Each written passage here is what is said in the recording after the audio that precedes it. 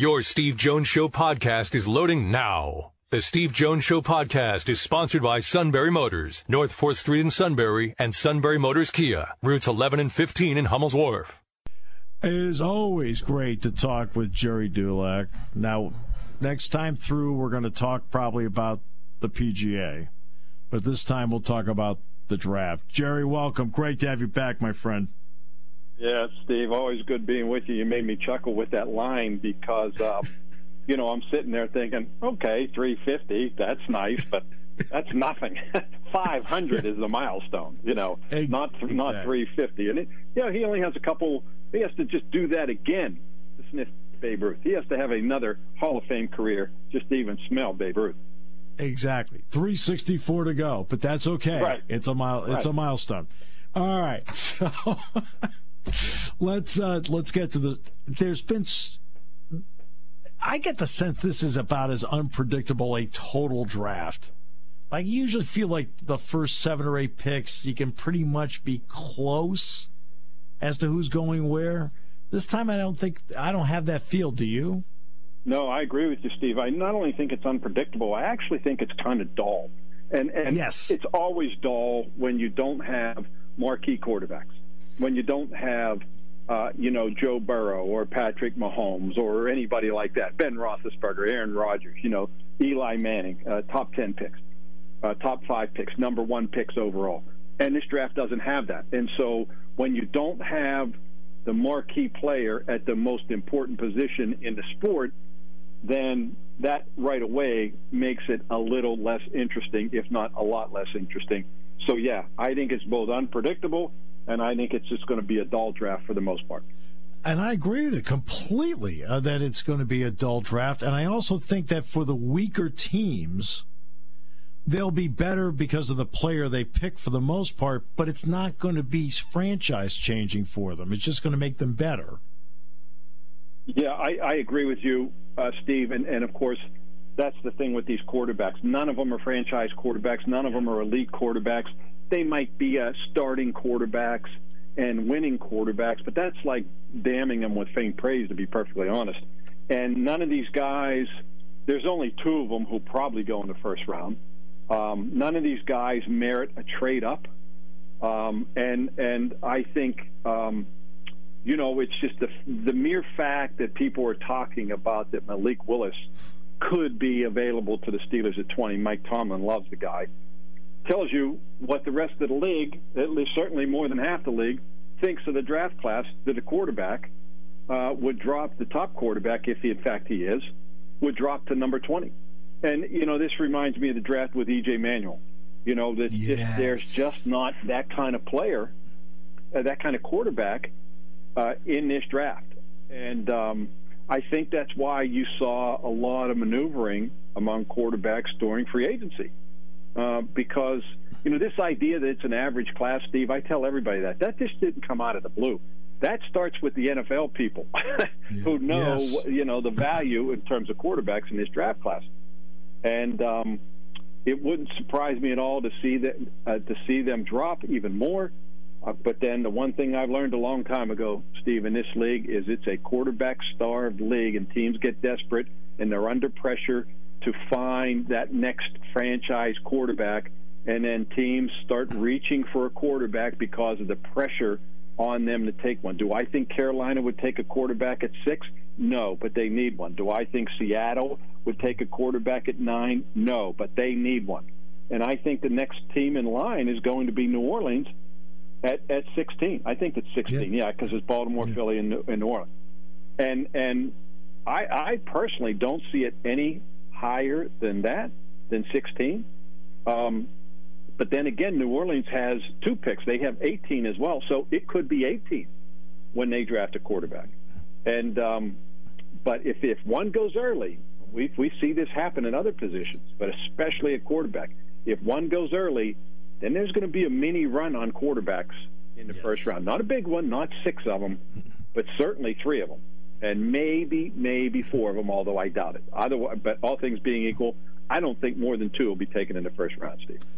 And I think what would change for some teams was the Russell Wilson factor when he was picked in the 3rd round.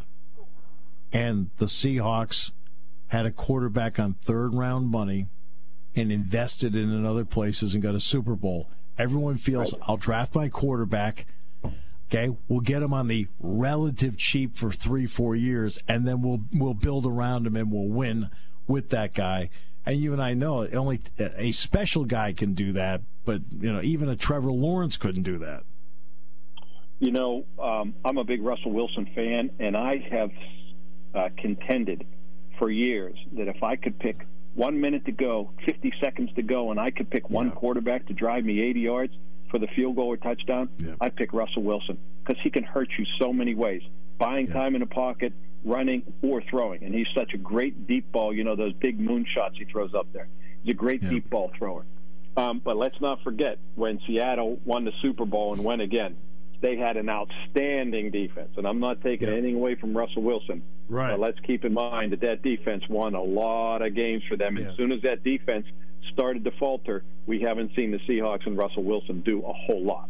Well, again, because they threw the money into the defense because they were saving money on him. Right. All right. Absolutely. Absolutely. That's how they made it work. And it's interesting. On Wilson, one quick note on him. He played against Penn State at Wisconsin. Jack Ham and I looking at him and going, raving about him. Right. And I voted Wilson the preseason player of the year. We have to do that, unfortunately. Right. And then, of course, I voted him postseason player of the year. When he got picked, phone rings. It's Jack. He said, Seattle just got the steal. I said, yep, they got the steal of the draft. So, I mean, yep. That's one we got right. Yeah. And Russell Wilson, he's one of those quarterbacks, obviously he's not very tall. What is he, 6 foot if he's lucky, maybe 6'1"? Yes. But he has the intangible they're all looking for. And he's a winner. More importantly, he's a leader. And guys follow him.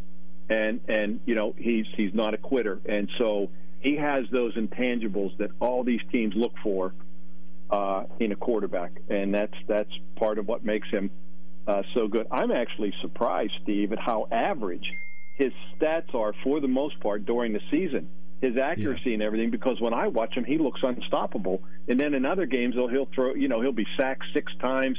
He'll throw a couple, 3 picks, and I'll think, well, what the heck's going on with that team? Or what's going on with Russell Wilson? Because, I'm a big fan. I'm a big fan of him. Yeah, same here. All right, so the Steelers are at 20. Okay? They signed Mitchell Trubisky. They've got Mason Rudolph. What do you think they should do? What should their options logically be at 20 that can make them a little bit better? Well, to somewhat to your point, I believe that Mitch Trubisky and Mason Rudolph are better than anything that's in that draft.